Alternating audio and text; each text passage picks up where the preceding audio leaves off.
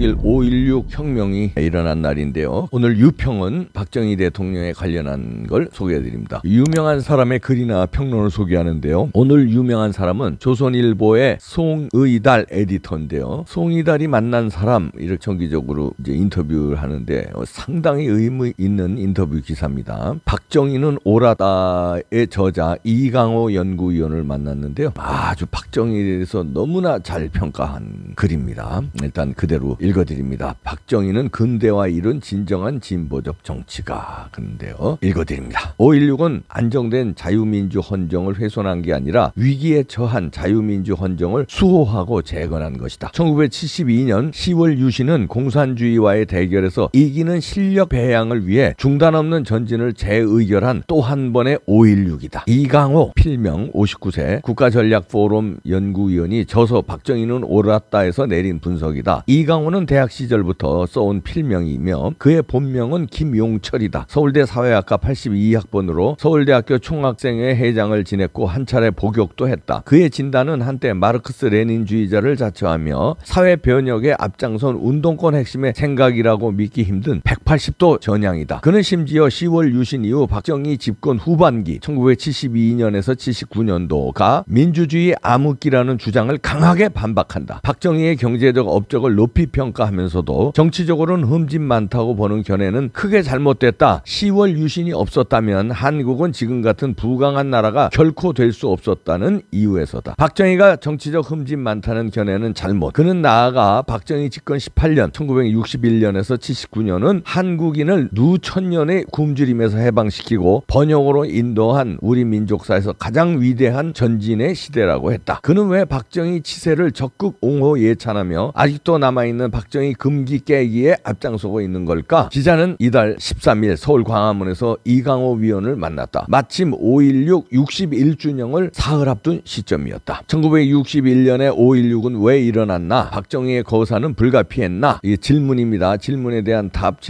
답이 이제 쭉 이어지는데 일단 그대로 읽어드립니다. 윤보선 당시 대통령이 올 것이 왔다고 말한 게 여럿을 시사한다. 1960년 4.19로 민주당 정권이 권력을 잡았지만 1천만 노동인구 중 240만 명이 완전 실업자였고 200만 명은 잠재 실업자였다. 노동인구의 거의 절반이 끼니를 걱정해야 했다. 장면 총리 정권은 경제발전 계획을 만지작만 거릴 뿐 경제난 수습에 전혀 역량을 발휘하지 못했다. 그 이유뿐이었나? 더 큰 문제는 데모 천국인 상황에서 벌어진 극심한 이념적 정치적 혼란이었다. 1960년에만 침투 간첩이 100명이 넘게 체포됐고 통일운동을 한다는 인사들의 월북 시도가 이어졌다. 1961년 3월 22일 야간 회불 시위자들은 서울 명륜동 소재 장면 총리 집으로 몰려가 미군 철수와 김일성 만세를 외쳤다. 4.19 이후 간첩 100여 명 체포, 김일성 만세 외쳐. 그는 나중에 공개된 알렉산더 푸자노프 평양주재 소련 대사의 기록을 보면 4.19 직후 김일성은 북한 주도의 적화 통일이 가능하다고 판단하고 대남 전략 추진에 들어갔다. 당시 남한에선 6.25 이후 숨죽이고 있던 친북 좌익 세력들이 다시 발호했다. 시위 때 적기가를 불렀다고 했다. 계속 이 상태였다면 한국의 자유민주 체제는 괴멸됐을 것이다. 1961년 5월 13일 서울운동장에 4만여 명의 시민 학생들이 모여 가자 북으로 오라 남으로를 외치며 대규모 시위를 벌였다. 5월 16일 17일에도 전주 대구에서 혁신계 좌익의 시위가 예정돼 있었으나 5.16으로 무산됐다. 박정희가 5.16으로 지향한 목표는 무엇이었나? 반공과 자유민주주의 재건이다. 5.16 당일 발표된 6개 혁명 공약 가운데 2개가 반공 내용이다. 박정희가 1961년 직접 쓴 35쪽 분량의 팜플릿 지도자도와 1962년에 낸 277쪽 분량의 우리 민족이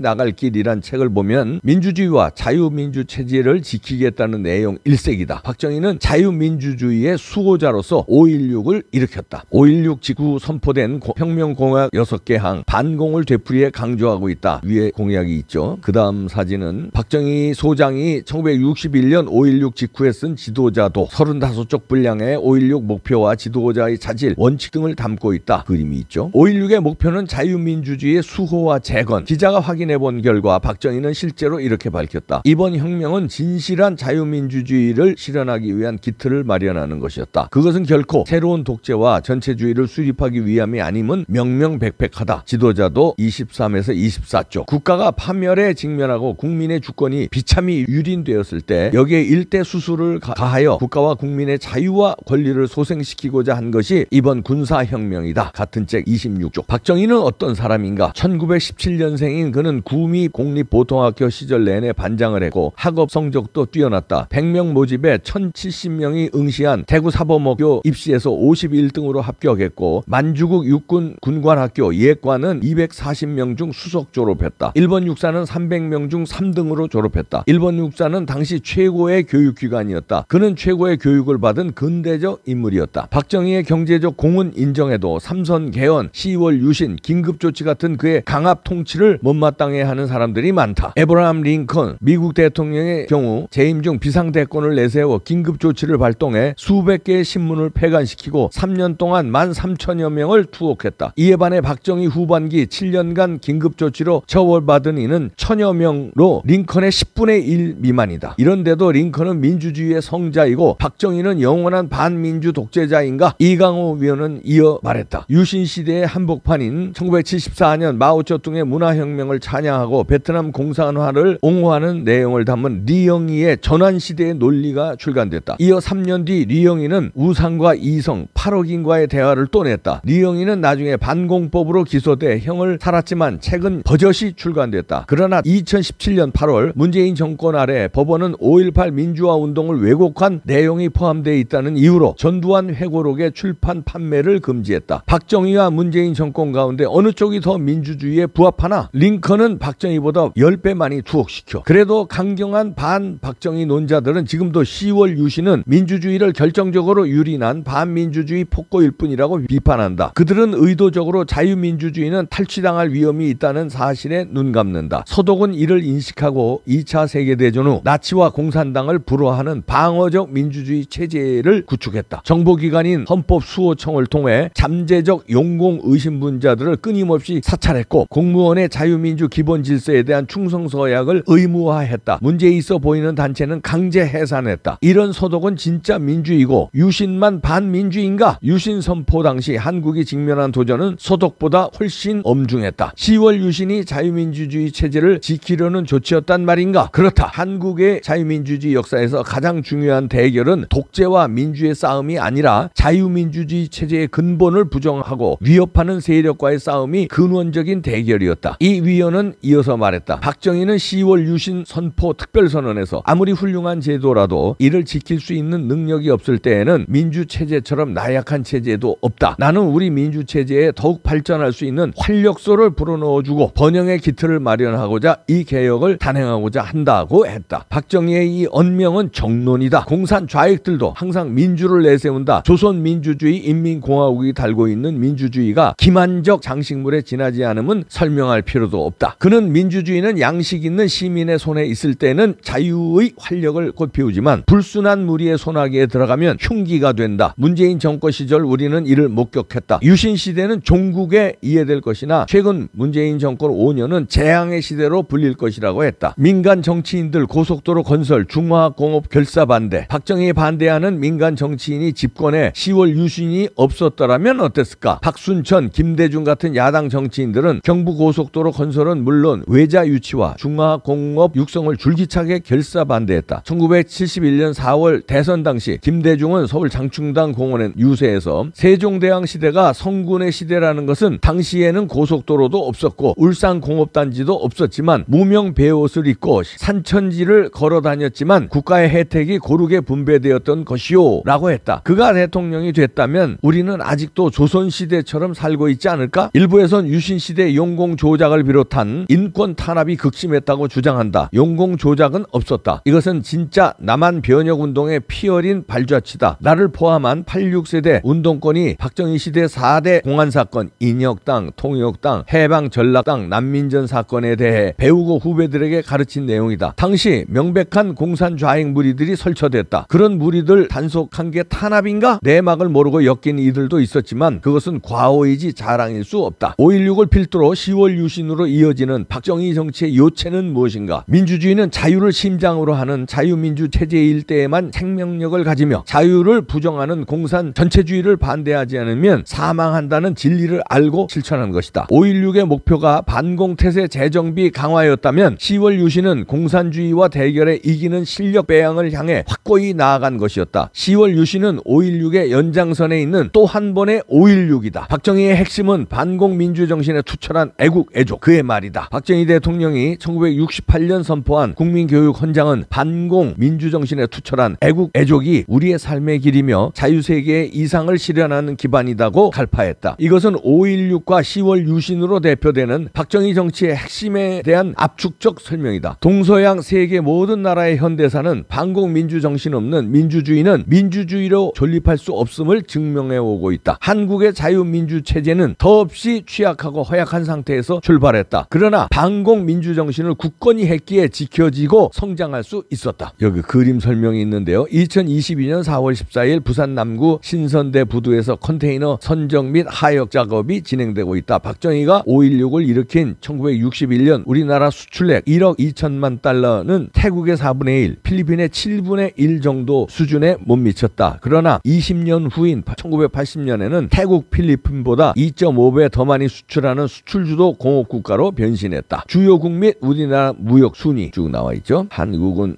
빨간색인데요. 무역 순위가 지금 8등으로 올라가 있습니다. 몇 등이었습니까? 단시, 100, 1000만, 10만, 100만, 1000, 엉망진창해서 8등으로 올라갔다 이런 얘기가 되나요? 2003년 세계 12위에서 2021년 세계 8위로 상승했네요. 박정희는 16년 대통령 재임 기간 1963년에서 79년 중 9%대 경제 성장을 이루었다. 그 원동력은 무엇인가? 그는 감성팔이, 즉 포퓰리즘, 여론 영합 정치를 하지 않았다. 일하면서 싸우고 싸우면서 일하자고 했고 자조정신의 원칙을 지켰다. 우량 기업을 우대하는 수출 진흥 정책을 폈고 새마을 운동에서도 앞서가는 쪽을 먼저 격려하는 차등 지원을 했다. 이런 접근이 국민들의 분투를 용솟음치도록 했다. 1964년 1억 달러이던 우리나라 수출은 박정희 후반기인 1977년에 100억 달러로 13년 만에 100배 성장했다. 박정희 경제학으로 불릴 만한 성취인데 박정희가 기업 천하지 대번을 최고 국정지표로 삼고 기업 키우기에 혼신을 다한 결과다. 그는 1965년 2월부터 생애 마지막까지 매월 말 청와대나 중앙청에서 2시간씩 수출진흥 확대회의를 1966년부터는 매달 월간 경제동향 보고회의를 열었다. 기업 대표들이 참석한 민간 합동회의를 148차례 직접 주재하며 지원했다. 그는 박정희의 탁월함은 그가 단순히 중소기업 배려 지원에 그치지 않고 세계를 누비는 대기업으로 성장하도록 독려하는 정책을 추진했다는 점에 있다고 했다. 20년 연평균 9% 성장, 5천년 역사 물길 바꿔. 박정희 집권이 한민족 역사에서 갖는 가치라면 우리나라는 1960년대 전반에 7.3%, 60년도 후반에 5년 평균 11.8%의 성장률을 기록했다. 한민족 역사상 한 번도 경험해본 적 없는 고도 성장이다. 1961년부터 80년까지 20년 동안 우리나라는 연평균 9%대라는 인류사에 없던 성장률을 달성했다. 박정희는 5천년 한민족 역사의 물길을 바꾸었다. 이런 사람이 영웅이 아니라면 과연 누가 영웅인가? 박정희의 근대화에 세계사적 의미가 있을까? 그가 주도한 근대화는 세계사적으로도 큰 의미를 갖는 역사적 성취다. 2차 세계대전 후 유라시아 대륙 전체가 공산주의로 붉게 채색된 상태에서 6.25로 폐허의 세계 최빈국이던 한국이 세계 10위권 경제대국으로 도약한 것은 세계적으로 불가사의한 일이기 때문이다. 이강호 위원에 이어지는 말이다. 20세기 한반도의 역사는 망국, 건국과 부국이라는 세 단어로 요약된다. 망국의 굴욕을 딛고 근대 국민국가를 세운 이승만의 위협을 물려받은 박정희는 민족 중흥에 매진해 부강한 대한민국의 기틀을 다져놓고 삶을 마감했다. 그런 점에서 박정희는 근대화를 이룬 진정한 진보적 정치가이다. 박정희가 꿈꾼 것은 경제적으로 윤택한 삶이었나? 그는 가난 탈피를 넘어 우리도 스스로의 힘과 노력으로 발전된 문명적 삶을 가져보자고 외쳤다. 그의 조국 근대화는 그런 의미였다. 국민들은 이에 호응해 우리도 한번 잘 살아보세 라는 기원과 각오로 달렸다. 마침내 국가적 가난의 질곡을 끊고 약소국의 자격지심도 떨쳐냈다. 이 시대는 실로 우리 민족 역사상 가장 위대한 전진의 시대였다. 박정희의 발목을 잡으려 수많은 반대파들이 득세했다면 어떻게 이런 기적이 가능했겠나? 최근 출범한 윤석열 정부가 박정희 대통령의 리더십에서 배울 점이라면 박정희는 1963년 10월 13일 수원과 인천에서 마지막 대통령 선거 유세에서 지금 여건으로는 누가 집권해서 당장 잘 살게 할 수 없다. 내가 집권하면 여러분에게 근면과 내피, 피땀 흘려 일할 것을 요구할 것이다. 고 했다. 이게 진짜 지도자의 면모이고 윤석열 대통령이 본받아야 할 자세다. 국민에게는 박정희처럼 이처럼 말하고 악정 무리들에게는 단호히 맞서기 바란다. 자유는 곧 자조다. 박정희 근대화를 관통하는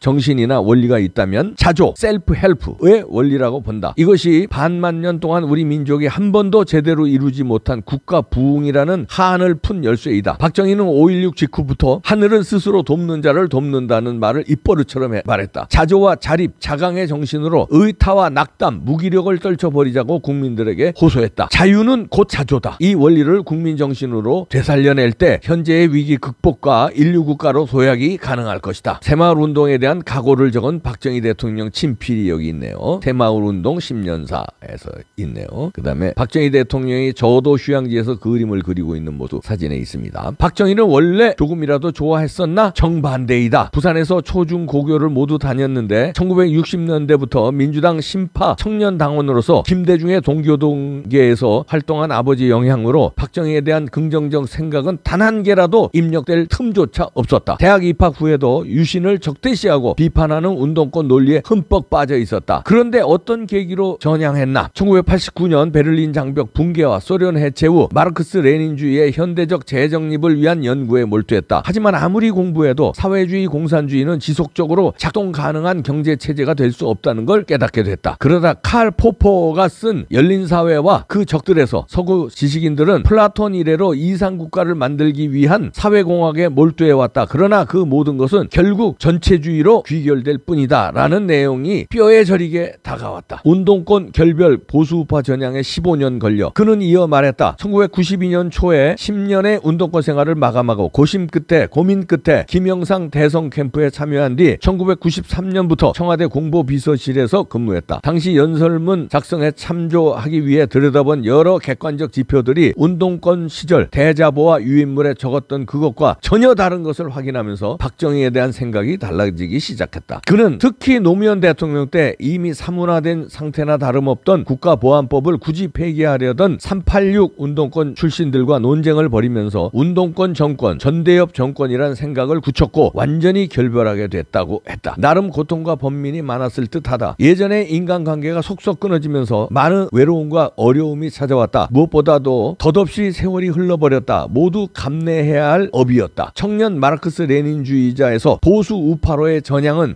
일석에 이루어지지 않았다. 기존 언어를 버리고 새로운 언어를 배우는 것과 같았다. 15년쯤 걸린 것 같다. 지금 나에게 박정희는 영웅이다. 다시 위기의 한국, 박정희 정신 부활 절실해. 이강호 위원은 인터뷰 내내 박정희 체제는 상시적 비상체제일 수밖에 없다고 수차례 강조했다. 대외적으로는 미국의 닉슨 독트린 선포 1969년과 주한미군 철수론 같은 안보위기 요인이 상존했고 대내적으로는 이면의 좌익이 도살인 저항운동이 계속되는 등 안팎의 도전이 시달렸다는 것이다. 최악의 여건에서 세계사적으로도 희귀한 경제 성장으로 자유민주주의 체제의 영속을 위한 물질적 토대를 만들었으니 박정희야말로 진정한 자유민주주의자라는 게 그의 주장이다. 그는 박정희의 공과를 얼마라고 평가하는 것은 평론가적인 쉬운 접근이다. 박정희 시대는 세계사적으로도 반복하기 어려운 불멸의 성취 시대라고 했다. 정작 지금 우리 사회는 박정희를 잊고 있지 않나? 박정희의 업적을 인정해도 4차 산업혁명 시대에 박정희식 정치를 할 수는 없다는 지적도 나온다. 그러나 분명히 각인해야 할 점은 한강의 기적을 이룬 당시 우리에겐 상무정신, 기업가정신, 자조정신이 하나였다는 사실이다. 이는 폐기된 유물이 아니다. 한국에 또다시 안팎의 큰 위기가 몰려오고 있다. 지금 같은 비상한 시기에는 비상한 의지와 결단, 무엇보다 박정희 정신의 현대적 부활이 절실하다. 글을 맺는데요. 와, 제가 토달할 게 없습니다. 윤석열 대통령은요, 박정희 정신을 다시 들여다보고 제2의 박정희가 시길 부탁드립니다. 그러면 우리나라는 다시 한번 도약과 민주주의의 번영, 강국이 될 것입니다. 그렇지 않으면 이제 무너져가는 나라가 돼요. 지금 위험한 나라인데 윤석열 대통령이 꼭 박정희 정신을 벤치마킹해서 박정희 따라하기를 했으면 좋겠네요. 화이팅!